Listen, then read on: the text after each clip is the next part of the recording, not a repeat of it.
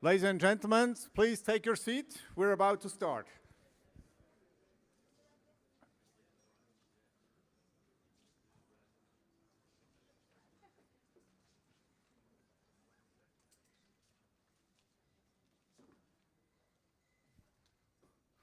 Mrs. Under Secretary of State Morozhinska, I hope I spell it more or less correct.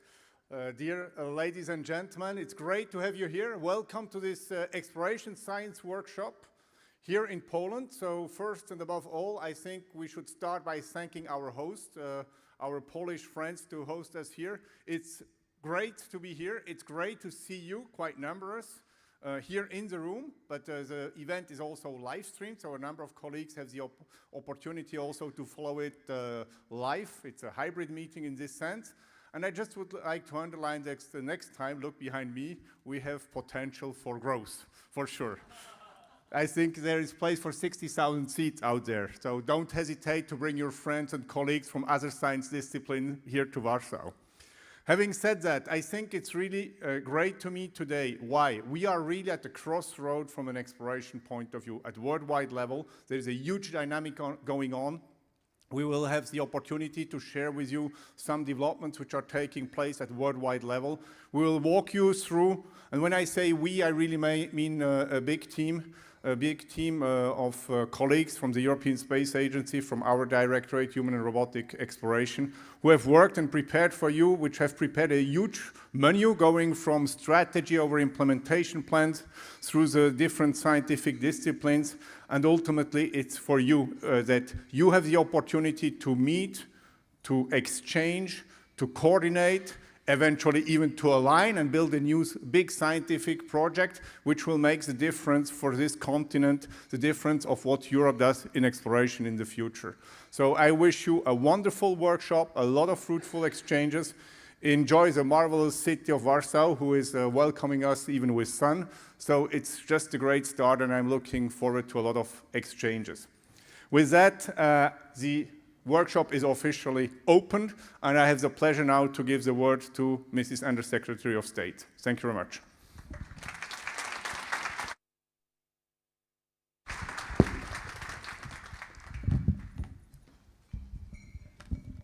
Thank you very much. Szanowni Państwo, Panie I Panowie, ladies and gentlemen. I would like to welcome all the participants of today's event. We are honored to host the first ESA Exploration Science Workshop.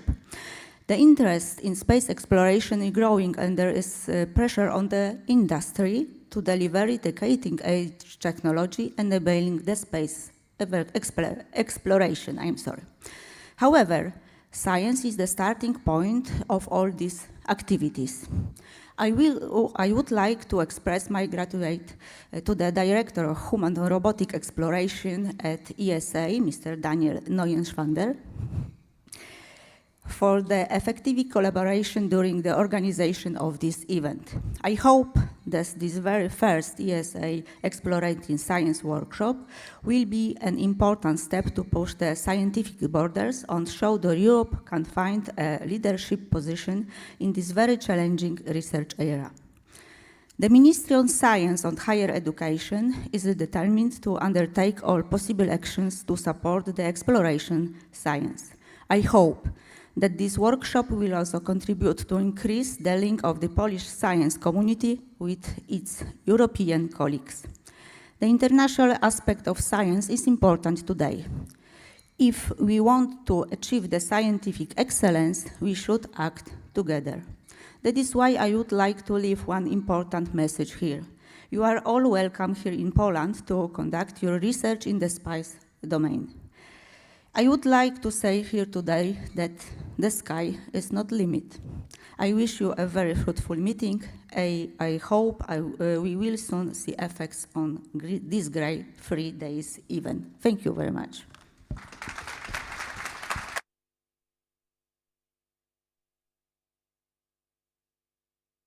Thank you.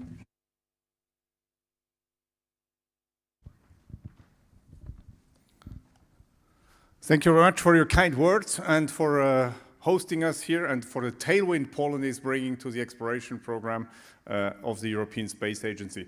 I have now the pleasure to walk you through a bit of our situation in which we are right now. If I could get the slides, please, on the screen.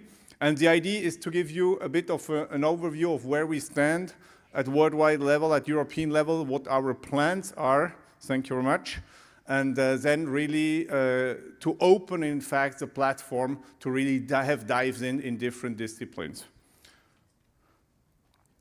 But before doing so, I would like just to set a little bit the scene before going to exploration, which is really our topic. I would like just to underline and share with you a couple of other topics, because the European Space Agency is really working in all civil space activities.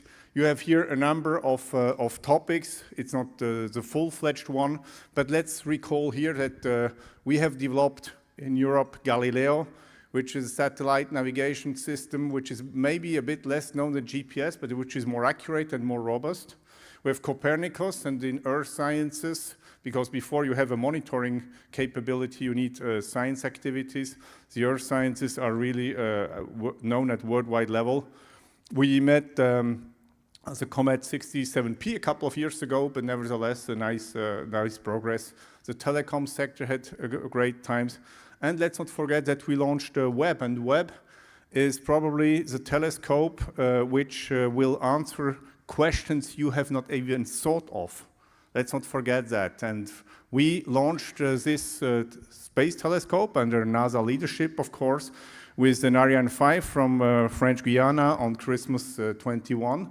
And I can tell you, when you know that the baby is worth over $10 billion, and you inject it with an accuracy which allows you to double the lifetime of the telescope, we had some very happy NASA colleagues around us, and of course, we were also very happy. So what I want to say is that Europe has skills to leapfrog. Europe has the capabilities to set standards at worldwide level. Not everything is pink, let me be crystal clear. We also have our challenges. We also had our difficulties. And I spoke on purpose about launches because we had also our launcher crisis. We are back on track with the main flight of Ariane 6 on the 9th of July this year. But we have our challenges. Nevertheless, let's ask ourselves, what can we give to future generations to make the difference in exploration? And now, let's discuss a bit about exploration. But before doing so, we have to put it into context. And you have here on this slide the government expenditures at worldwide level, end 23, just to be crystal clear, per domain in space.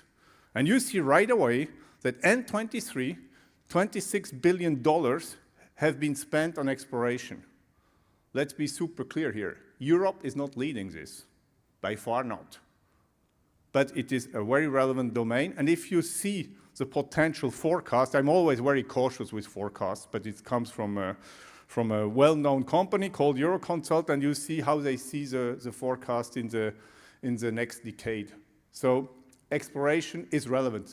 That's the only takeaway for you here.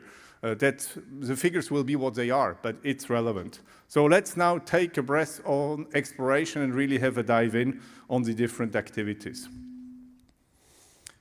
When you start to ask yourself, where do you stand? You have to ask yourself what your competitors can do and what is done at worldwide level. Let's recall here a couple of events, and they are not all. They all happened this year. We had the JAXA SLIM lander at the surface of the moon at the beginning of this year, which brought Japan in the class of countries who are able to land successfully on the moon. There are 5 today. They were followed up by a US private company, Intuitive Machine, who also managed. It was not 100% successful. There was a small issue at touchdown, but nevertheless, they did it. Commercial company, they did it. Let's not forget that a couple of weeks ago, or months, okay, I can accept, but we had the Chang'e 6 mission. The Chang'e 6 mission on the backside of the moon, also giving a new standard in this exploration endeavor.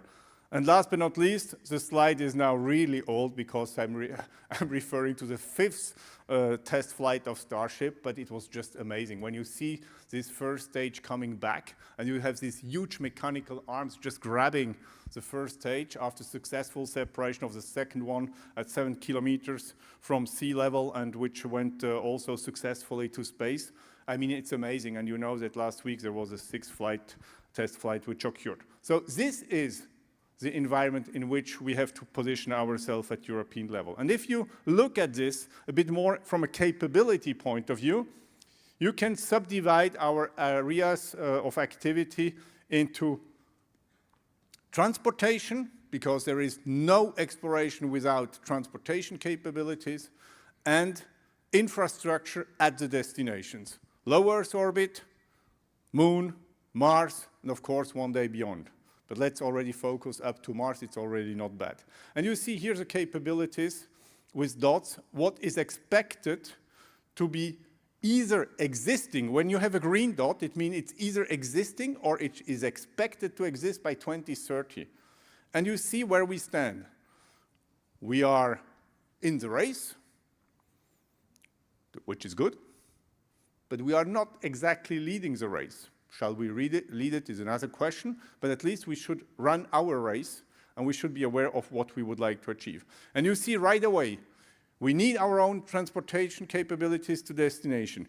We need to develop our capabilities in low Earth orbit, especially keeping in mind that the International Space Station partners agreed to committed up to the year 2030. This is what we are committed to. We are preparing right now with the partners of the International Space Station, the US, Russia also, Canada, Japan, and the European states, the transition to a new world which will be more competitive. So all you can do today, by 2030, on the ISS, you are at home.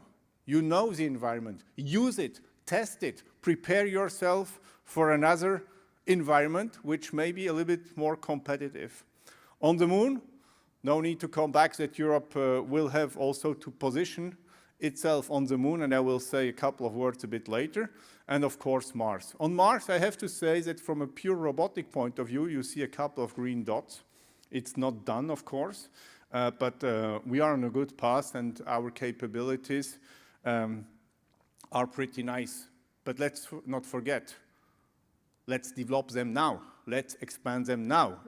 It is not because we are right now in a good shape that we will be in a good shape tomorrow. So let's capitalize from where we come. I would like to share with you now where the program stands and then spend the rest of the presentation about speaking on the future. So just enjoy Terra Nova as it stands now.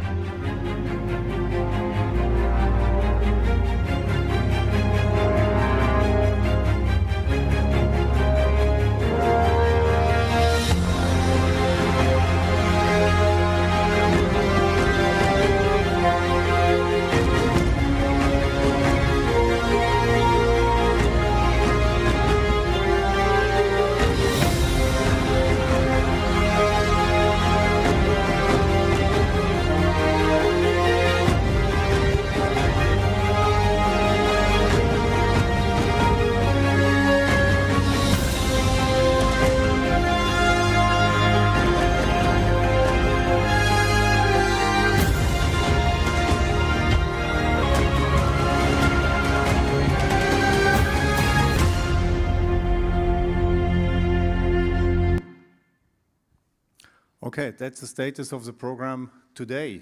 Question is, where do we want to be tomorrow? I will work on the sound. Tomorrow we have to be even louder. but having said that, I just wanted to give you also a bit of a highlight of where we are in the year 24 on our side.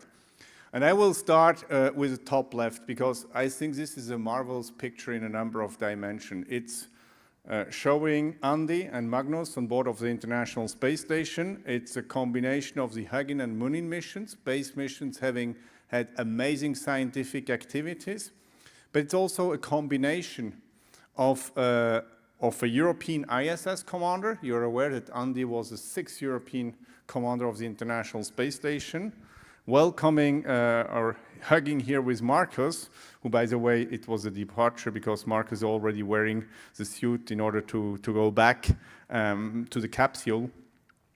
Marcus was the first project astronaut conducting a commercial mission with ESA support, and I think we really set a new standard. Let me just recall to all of you that the moment between the signature of the letter of intent that we are going to do that with and for Sweden, until the moment I could hug Marcus again on the tarmac in Cologne after successful mission completion, there were 10 months. 10 months. So don't tell me that Europe cannot be fast when it wants to be fast. I'm very happy to have Slavoj here in the room, and I'm smiling, and I'm looking forward to the next opportunity for this type of missions. We had also the European Service Module number 3 delivery to Kennedy Space Center. Let's not forget that. Europe delivers. Up to now, Artemis 1 flew. Artemis 2 and 3 are still under preparation, but we delivered. And we produce right now already the following ESMs, 4, 5, 6, etc. That's very important. We are a reliable partner. What the Artemis architecture may be, that's a discussion for the coffee break, not here. But what is clear is Europe is committed to stand to what it agreed. And I think that's a nice demonstration that we can do it. But we are also engaging in a new world, and the new world is having a different pace. That's a fact. And you have on the bottom left the LEO cargo return service contract signature in May. Let me recall that exactly 1 year from now, backwards, in Sevilla in November 23, there was a meeting among ministers, and they decided that Europe should do 2 things in exploration. Number 1, go in between 2 ministerials and take a stand in developing a transportation capability, cargo capability, bringing samples back on Earth, having the re-entry capability in a short term. And at the same time, it was decided that we should also prepare this type of capability to evolve it eventually, if the political decision is taken, to accrue capability to low Earth orbit or a cargo return capability from the moon. I think it was a very wise decision, if I may. And on top of that, they asked us to develop an exploration strategy, and I will say a couple of words later during this presentation. And bottom right, you have the Luna facility inauguration at EAC in September. This is, by the way, a joint facility ESA is having with DLR. And I think this is also a nice demonstration in 2 dimensions. Number 1, it's not easy to operate on the moon. So all what we can do to de-risk ourselves, we have to do it as close as we can. And the fact to have a unique facility where you can mimic illumination condition, you have a gravity offload system, you can freeze part of the soil, you can even simulate some dust on your infrastructure. By the way, there is no dust activity as such on the moon, but of course, if you have a plume from a vehicle landing at the surface of the moon, your infrastructure may be impacted, and you want to de-risk yourself against all that. So it's great to have this facility across the road and not put your colleagues at 400,000 kilometers away from here without having tested your possibilities. It's an opportunity to cooperate also at worldwide level, and we had There's the Gateway Multilateral Control Board, which by chance was at EAC in Cologne in September, and we showed, of course, to all of them the facility. And it's interesting. They are interested to use it also, and I think that's great news for Europe as well. And last but not least, I said it is a joint infrastructure with DLR. It's important that we are working closely together as Europe to make sure that Europe acts out of one hand with a single overall architecture. This is allowing a lot of programs. I'm totally convinced that we have not to be in a logic one size fits all. Elements can be conducted through our E3P program. Elements can be conducted also through some national activities. But what really matters, if we want to be relevant at the worldwide competition, is that we have a single architecture, that we have a single overall approach that we are following. Having said that, this is why we would like that we are boosting Europe at the forefront of a sustainable and responsible human and robotic exploration. And I think each of these words counts, especially in a multipolar world in which we live today, where you also have a number of different views on certain topics. We stand for our European values. We stand for for responsible exploration. We stand for sustainable exploration. This also has a cost, by the way. But these are the European values, and this is what we are standing for. There is, of course, a dimension, this is Undersecretary, also for Poland, of economic growth. There's a dimension of scientific relevance, of course, also of international cooperation. But if I may, personally, I think what comes above all and everything is the inspiration also for future dimension. And I count on each of every one of you. You are all ambassadors. You are all doing great activities on exploration. Speak about it to the younger generations, and even if they are not doing their career in space later on, doesn't matter. But you have certainly done something for the talents in Europe if you speak about it. This goes also to you, Slavoj, of course. Okay, let's say a couple of words on the few destinations. Low Earth orbit. We have this marvelous International Space Station, the ISS. We already said it will retire at a certain moment in time. The ISS stands for cooperation and partnership, and this has a big value. But we have also to face, and we have to prepare ourselves for a different world coming up, and I think it's okay. It's okay. The world is changing, but we have to be fit for it, and we have to make sure that Europe is ready when there will be maybe commercial stations, maybe stations from other institutional actors. Europe will have to position itself, and this is what we are doing with our member states who are working out our European position in this context. And again, we come from a position which we have not to be shy of. We don't need to hide. I recall to you that in terms of participation, we are at 8% on the International Space Station. But nevertheless, we managed to do science and to use the ISS far beyond this pure financial share. And this is the excellence of our community. We managed, as I already mentioned before, to have the 6th commander. This is not for the beauty of the eyes of Andy Moguson. This is because he has great skills, he was trained for, and they are recognized, our European astronauts. I will add just a small anecdote as we skip the coffee break. I have time for an anecdote. So I was in Houston this summer, and I witnessed the training of our 2 new assigned colleagues, Sophie and Raphael. And they were coming to a training, and there was a US instructor, NASA instructor, walking in, and I was standing next to them. And he just said, you are the Europeans, we can start right away here. I mean, if you come as Europeans, it's already recognized that you are at a certain level of training. You have already achieved a certain level of points, and of course, they start their training from there. I think this is also an element we have to consider, we can be proud of, and which we have to develop in the future as well. We will continue to train our astronauts. We will continue to work with international crews. We want to do it also out of Europe, out of EAC, out of Luna, and then we will see how we can bring this value also to bigger infrastructure developments. Just a word about the Munin mission here. I already mentioned the 10 months. I think this is something we really have to factor in. But there is a consequence here, because scientific instruments are probably not conceived, designed, produced, and then ready for exploitation within 10 months, maybe some, but not all. So we have to work on our side also on ready-to-fly instruments. We have to develop our capabilities, which allows us to be much more reactive. This requires an upfront investment. This is something we are discussing, of course, with the participating states in E3P.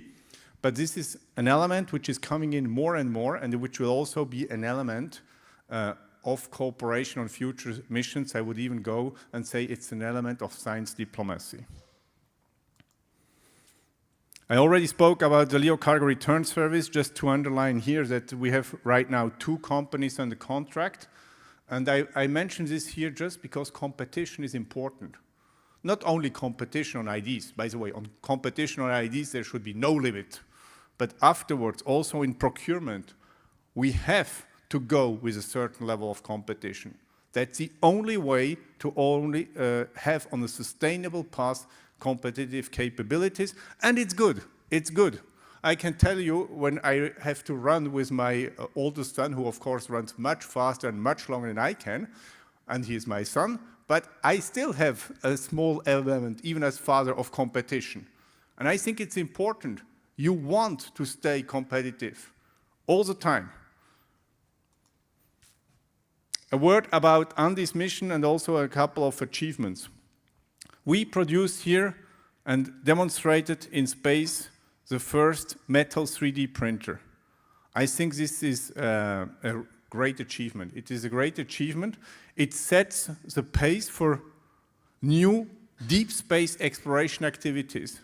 We will not be able to bring along all our staff from Earth to wherever we want to go. We will have to produce over time, on the travel, our capabilities. And this is why this is so key in terms of enabling capability. And let me introduce here a word which I would like you to reflect on and to discuss during the next 3 days. Enabling capabilities. Enabling capabilities are enabling technologies and enabling science, and we'll come back to it. But just to tell you, the team came to me and they were very proud to present the outcome of this successful experiment on the International Space Station and this demonstration.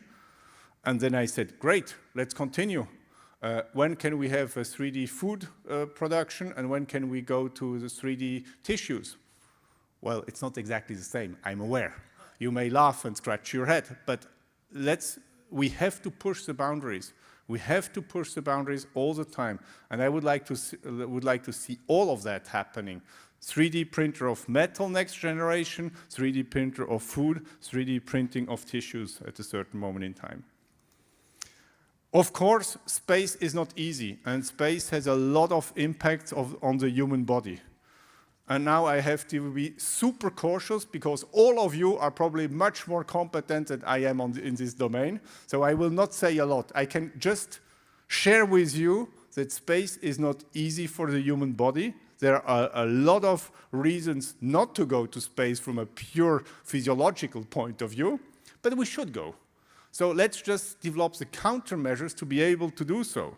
I mean, of course, you have microgravity or partial gravity having effects on your body. You have radiation, you have psychological effects which are important.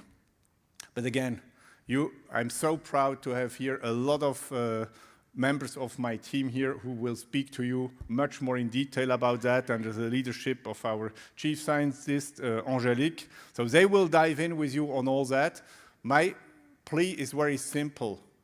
Allow us develop the countermeasures for tomorrow's missions, which will allow us Europeans to make a difference, which will make, hopefully, what I would like is that a number of European countermeasures are applied by all the astronauts or taikonauts or how they want to be called, doesn't matter. But they use European capabilities in the future. If I summarize low Earth orbit, you see here a bit of a snapshot how we see it. We have the International Space Station. We have the commercial partnerships which are developing. We have the astronaut missions coming up. We will demonstrate the LEO cargo return service. And we will enter into an economical LEO dimension which we are today not able to predict in detail. But it will take place. The question is when and with which amplitude. And I would like that we are collectively fit for it. A couple of words on the moon. First and above all, a nice picture. This is Artemis 1. Let's not forget, Artemis 1 was, despite of all what is ahead of us, was just an amazing mission. It was a nice demonstration. Our European service module, by the way, overperformed by 20% with regard to the requirements. Always nice to hear that. It was a great mission, and it was the first stepping stone in a big exploration activity on which I'm certain only of one thing. The pace will increase, whatever it will be, but the pace will increase, and I think we should get ready for that. We are contributing to the Gateway. I recalled before that on the International Space Station, we are a partner at 8%. Here on Gateway, we are close to 50%.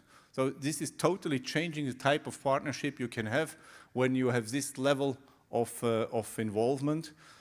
We are delivering a number of capabilities. The iHab, which is a habitation module, you know that Gateway will not be permanently inhabited, only for certain periods, up to maximum 30 days, but nevertheless, it's an opportunity for the astronauts to be there. We have what we call Lunar View, but de facto it's a refueling module, but it has windows, so it allows the astronauts also to monitor the surface and have a look to the surface of the moon, which is certainly absolutely incredible. We have telecom services we are developing on Gateway. And on this, I'm very happy. Out of the first 3 scientific instruments which have been selected to come out of Europe, both are dedicated to radiation, ESA and IDA, one inside of Gateway, one outside of the Gateway, but radiation matters. Radiation matters for the future of our exploration missions.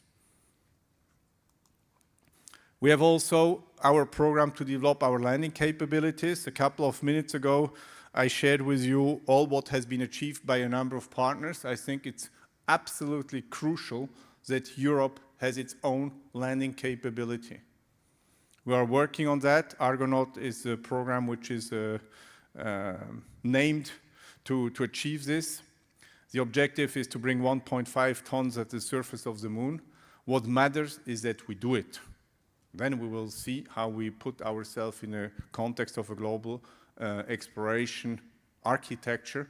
But let's be crystal clear here. If you want to sit at the table and not be on the menu, you first have to demonstrate your own capabilities.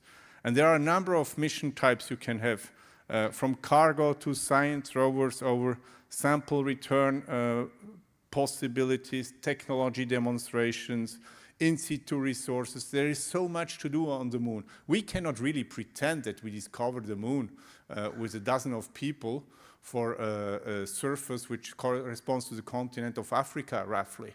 I mean, we have everything to still discover on the moon, and I think that it is, from a scientific perspective, more than interesting. But in order to conduct all these scientific and technological demonstrations and activities, you also need the corresponding infrastructure. For that, we have Moonlight, and I'm very happy that we could sign the phase 1 of this contract in Milan at the IAC a couple of weeks ago. This will provide comm services, but also PNT services. Let me underline here that this program, Moonlight, is conducted by our colleagues from CSC, which is another directorate in charge of telecom at ESA, together with the directorate of navigation. And we are the customer, ultimately, from the exploration side. But it's so important to have these capabilities. And we have also here to work hand in hand to leapfrog. We have no chance if we are not working hand in hand. One example is that, for example, I would like to land an atomic clock as soon as possible on the surface of the moon, just to set a standard, not to make PowerPoints like I do. but to set standards, create facts, make reality, bring an atomic clock on the surface of the moon, make out of it a type of EGNOS of the moon together with moonlight, and then you will reach eventually sub-meter accuracy around the South Pole. And if we can do that, we make a difference. Here, a nice activity on which we can be proud. Let me call it small but beautiful. Small because Niels was quite a small experiment. And by the way, I refrain from speaking too much about scientific results because, again, there are colleagues here in the room who know much better than I do, but this I couldn't not do it because it's small but beautiful, and it is a first in a number of dimensions. It's the first ESA science on the moon. It's the first ESA hardware which operated on the surface of the moon, by the way, much better than expected, as you see. It operated for 3.5 hours, and which was 2.5 hours more than the requirement. And it was a cooperation with China. I put this on purpose because that's a challenge. That's a challenge for all of us. How are we going to cooperate with countries like China in the future? It's highly political, it's highly delicate. When it comes to scientific data exchanges, I think there are no reasons not to do it, but everything which goes beyond that, of course, requires political endorsement, and this is a topic which we are also dealing on it day to day within the activities of the European Space Agency. Let me say a word about Prospect, because Prospect is not an instrument. Prospect is a mini lab at the surface of the moon. It's outstanding. It has a drilling capability. I really hope that we still will be the first until we launch it. You never know, but so far it looks good. We will also have the drilling capability on Mars. I will come back to it in a minute. So Europeans are not bad at drilling. So let's just make sure that we keep the pace here. It will be a key enabling capability for ESA-HRE process demonstrations.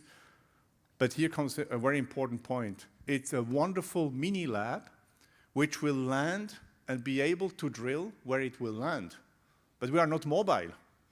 So we better land accurately. I have no clue where we are going to land. So that's a key element. If we want to have our sovereign capabilities end-to-end, we also need to bring in at a certain moment the capability of mobility into our program. But again, a nice opportunity. The sooner it flies, the more satisfied we will all be. To perform cryogenic extraction of regolith samples at the depth of 1 meter is just an amazing capability, and I'm looking forward to the scientific results. I already spoke about Luna, so I do not want to be long. Once again, it's an element of also scientific diplomacy if you can have crew exchanges, training together for joint missions in the future. And if we could say, by the way, that any US astronaut going back to the moon went through Cologne, would be a nice statement. Will we achieve it?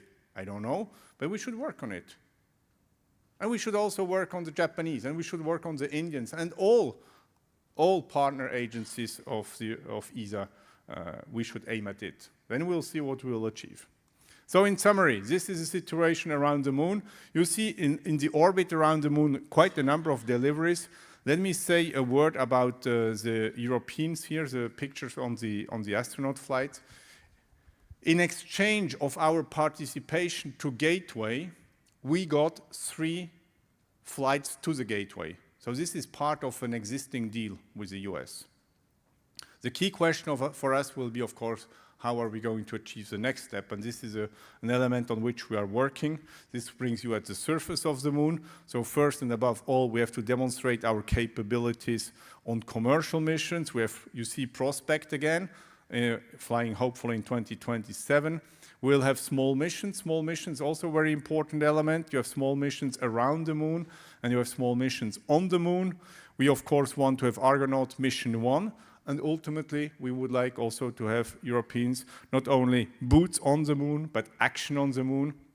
It goes in 3 phases. You want to achieve to reach the destination. You want to deploy your capabilities, at the destination, and of course, then you would like to have a sustained activities. This will bring us, I think, beyond the next decade, but nevertheless, it's a nice perspective.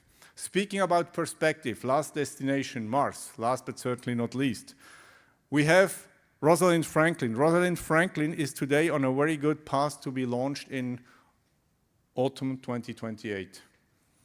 Now, I suppose everybody here in the room had heard about ExoMars. ExoMars is an example of a program which went through all the emotions, and by the way, also a number of continents in the past, but we had to reconfigure.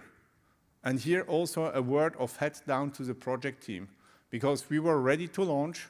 There was a Russian invasion of Ukraine, no need to go into details here, you're all aware of, and we stopped the activity with the Russian. We had to reconfigure ourselves. We had to bring back to Europe the developments which were planned to take place in Russian industry. We had to task European industry to do it, like the EDL, which is the part you see here in the blue strip of this slide.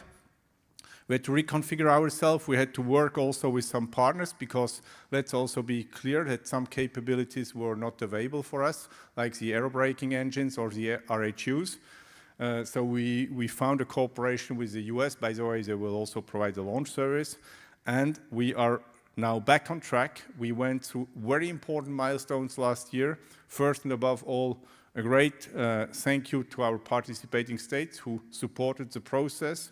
Thanks to the US who, despite also their budgetary constraints, managed to ring-fence this one and what they will deliver to this mission. And thirdly, of course, the technical progress. Industry did a great job. We went through a number of reviews this summer, and today I touch wood, but there is a lot of work ahead of us, but we are on a good track for ExoMars in 28. Then the other big topic is the Mars sample return. Mars sample return, as you are aware of, is right now under full re-architecture on the US side. We, from the European side, deliver the the Earth Return Orbiter and the Sample Transfer Arm.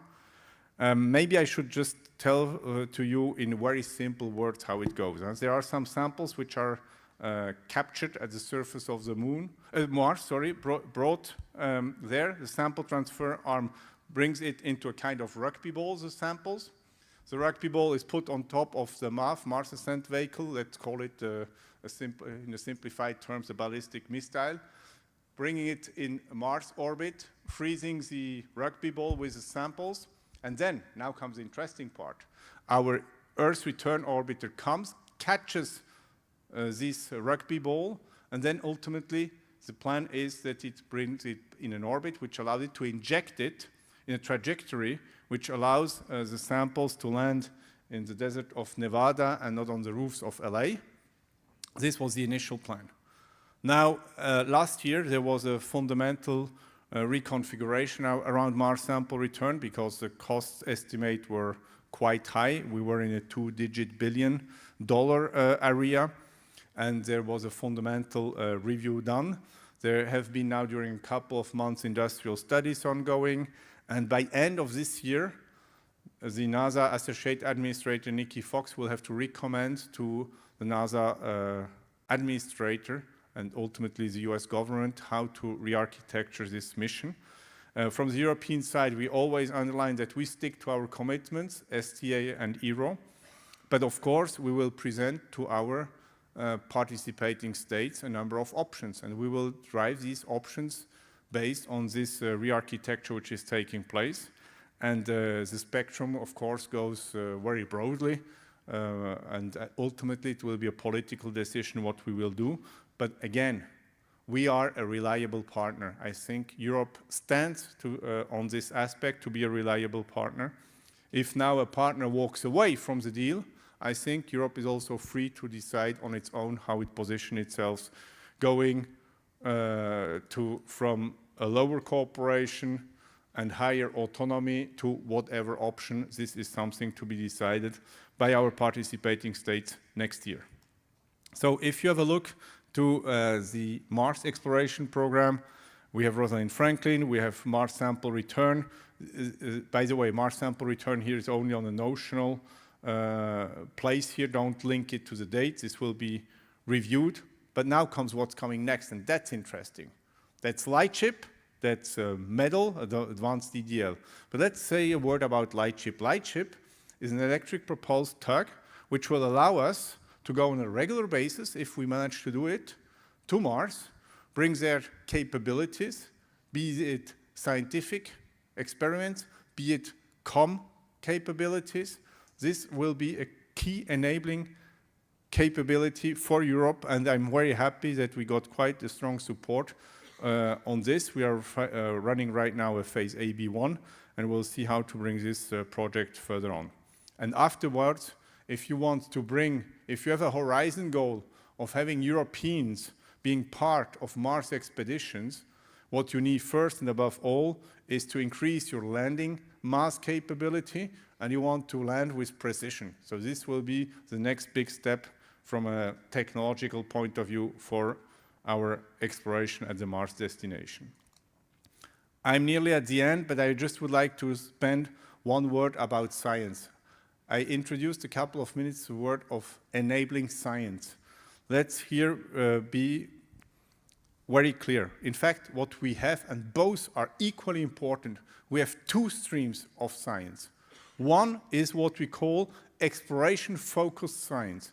This is these science activities you need in order to develop your exploration capabilities. Of course, to be done hand in hand with technology. But equally important is the exploration-enabled science. This means this is the scientific activities we are conducting on our platforms. Today, the International Space Station. Tomorrow, eventually, missions around and on the moon. Very important. We need to have more involvement and a broader involvement of the scientific community in both fields. So let me go back now for 1 minute to the exploration-focused science, because there are a number of domains which are highly relevant. Local resources, environment and effects, crew health and performance, and habitation. These are 4 key domains on which we are working. These are 4 key domains on which you will hear a lot during the next 3 days. And these are 4 domains on which I would like also to get your feedback after the conference to see where you see the biggest capabilities for Europe. My takeaway from this slide is very simple. It's on the left. It's called uplifting science. What we would like to do is to have a real uplift of science in our program. And this is an element which is in our strategy called Explore 2040. This is an element which has been blessed and endorsed by our member states, and this is certainly something which we are pushing also from the executive. When you say exploration enabling science, you cannot not address also technology. So here you have a snapshot of some key topics on which we are just working on the options. Again, ultimately it will be a decision by the states to engage in a fundamental and substantial work in some domain or not, but we have to study options, allowing for informed decisions. This is what it is about. All this is summarized in our refined European exploration strategy. We want to uplift science. We want to have an economic impact. We stand for our European values, sustainable and responsible exploration. And we have a plan. We have a plan for the next 15 years. We have a plan until the year 2040. And what we are doing now in our program are just waves of implementation. So wave number 1 will be at the Ministerial Council in 1 year from now, in November 25, in Bremen, at the occasion of the next ESA Ministerial Conference, where we will propose for decision what I would call wave 1. It will be the period 4 of our program, and it will be followed by period 5, 6, etc., leading ultimately to, hopefully, the implementation of the strategy, which, by the way, you can download also from our site. We explore, but you benefit. I think it's very important that we keep this in mind. There is a real use, there is a terrestrial direct benefit on it, and I will say a word in a minute. There is an element also for Poland here. Of course, there is a mission from the project Astronaut, which is at the horizon, but at the same time, there are a number of industrial and scientific capabilities here in Poland. Poland has been providing, for example, mechanism for the IBDM, which is our bursting and docking mechanism. We have, in the context of ExoMars, a strong involvement. There are also commercial ventures coming up. So I think it's a big potential which is developed right now in this very country. I see also, and this is very nice to see, young companies coming up. And we would like to develop in all our participating states these capabilities.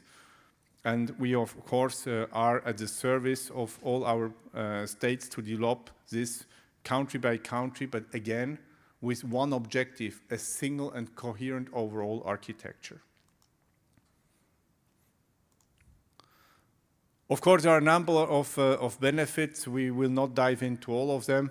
I just would like to recall here a small example, because I think it speaks for itself. We had to develop on board of the International Space Station, let me call it a fridge. It's called Melfi. It was in order to collect biological samples and bring them back. And it had to be colder than minus 80 degrees Celsius. So a company developed that, and it worked pretty well. What is nice about it is that this very same company could then develop an activity here on the ground, which allowed to develop economic growth for them and environmental effects. I explain myself. This technology is used for this fridge, and I'm sorry for the ones who were involved in the project if I call it only fridge, Melfi, but allowed to develop a capturing of boil-off gases for LNG transport, liquid natural gases. This allowed this company to have a turnover in the range of 3-digit millions, so it was a substantial work. On top of that, with this capturing mechanism, it allowed also to limit the green gas emissions. So again, I think this was not predicted when we started the Melfi project, but it is a nice example of what are the benefits which were achieved in economic and environmental dimension. I think now we are all close to be ready for a coffee break. I would like to close this presentation by underlining the main and most important message. Let's make sure that we keep the talents in Europe. Let's make sure that the young people, the young women and young men, professionals on this continent, do not spend their life dreaming, but live their dreams. Thank you very much for your attention.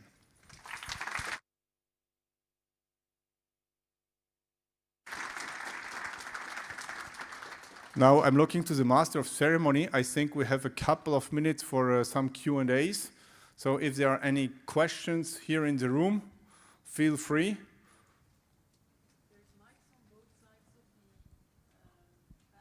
Yeah, there are mics. Please go ahead. If you could just say your name, from where you are coming, and then ask your question. Okay, no problem. Jean-Pierre de Vera from the German Aerospace Center in Cologne, head of MUSC.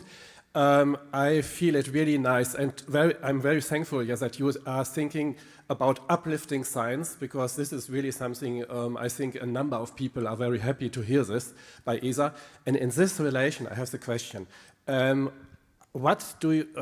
can we convince, for example, the governments to support basic research, particularly because many governments are putting a lot of money in technology transfer and technology development, but not taking into account basic research, which is necessary to have innovations. This is a step to get also innovation. So something like that must be also taken into account to support the science, because uplifting science means also basic research. I totally agree with you about your statement on basic research. Fundamental research is, in my view, absolutely at the core of everything. Now, how would you like to convince? This was my question. Now the question, the narrative, I think, cannot be exactly the same for each country. I mean, in all honesty, the message in Berlin may not be the same message than in Paris and in Rome in Madrid and in Vienna. But having said that, I mean, now I'm saying something which is probably politically not totally correct, but you cannot think in political science terms if you speak about science. Yeah. Meaning there is no short-term benefit which is measurable directly. You have to go for fundamental science because, and the message is very simple, in my view, it's high risk, high reward. In the sense it's high risk because you have to invest a lot of public money, that's true, in fundamental research and basic research. But on the other side, if then one great idea makes it to the really top, it can also be a high reward in a number of dimensions. I'm sorry not to say more, but this is probably something you can say in every capital, and then you can tailor a bit the message. So happy to sit down with you and see how we can formulate auf Deutsch. Yeah, we can further discuss. Thank you. Other questions? Please. Hi, my name is Adrienne Kish. I'm from the Natural History Museum in Paris. And I'm coming as an astrobiologist, and we were looking at this, and there's this wonderful new program, and going into, this new transition for exploring that is all with human-related capacity. What in the program is going to be put in place to help support the sciences like astrobiology, which has some components that have to be done, for example, for Mars, before humans arrive, and we're looking for life detection, and because that has been a traditional strength in Europe with the astrobiology community, and how can we continue that strength with support through ESA, which has been a great partner? Yes, thank you. I think you will get a much better explanation if you stay the whole 3 days, because there are a number of presentations coming up. But just from my side, I just want to reshare with you this picture here. I mean, of course, the Horizon goal is always to have human missions, but you first need to know and understand your environment and the effects. And in order to be able to do so, you of course need these fields of activities you are working in. I mean, it's a key enabler. We cannot afford, in my view, to first of all send our colleagues to destinations on which we have not fully understood the environment. There is another element. There is also an element of planetary protection. And in all honesty, I'm not so scared by what we will bring from other planets to the Earth. I'm much more concerned also of what we will bring from Earth to other planets. So I think these are highly relevant topics. These are topics we have to work. This are topics on which we have also to develop capabilities. It's also an investment. I give you a small example, just one keyword. We have right now quite a big discussion about curation within the agency. Who, when, what, how much, the usual topics. We cannot afford not to develop a certain capability. Yeah, well, there's been a lot of presentations. I'm giving one of them, Jean-Pierre, as well, on the days coming on astrobiology projects that are in flight and preparing for flight. So, we'll have, from the science side, we're looking forward to the next few days. Thank you. Thanks to you. Looking forward to the presentation as well. Further questions or comments? Please. Hi, I'm Rosa Santomartino from the University of Edinburgh, also from the astrobiology team. I'm sorry, I'm still going to ask you another question on this. So I really, really appreciated when you were talking about that slide about the expected capabilities and how honest you were on the European Space Agency, where it is leading, where it is not. And so I was wondering, do you know who is currently leading the exploration-focused science? And where is European Space Agency on that? Well, I do not think that we can give the answer on exploration-focused science at large. I think we should look in the different fields in each, every, and single domain. Mm-hmm. And from a European point of view, I mean, I will have to ask my colleagues to come in and support, but in my point of view, we have capabilities at scientific levels which are outstanding.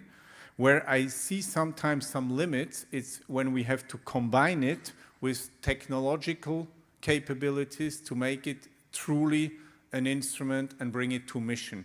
So it is, for me, less about the knowledge of the scientific community in Europe. It is more about how to transform this knowledge into concrete missions, and that we have at the end ultimately again the data. Now, if you want to enter into the different disciplines, I will take the joker and leave my great scientists who are all here in the front row to answer. Okay, thank you.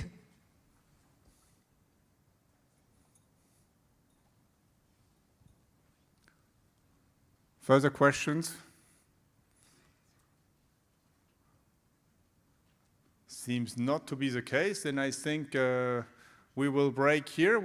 You enjoy the coffee, and again, don't forget, exchange, coordinate, and eventually align on future missions. Thanks again.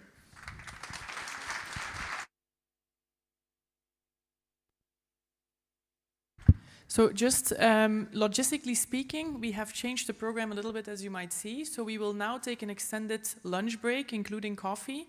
We will have the ESA team here. So of course, if you have any questions or you would already like to interact, please make use of it.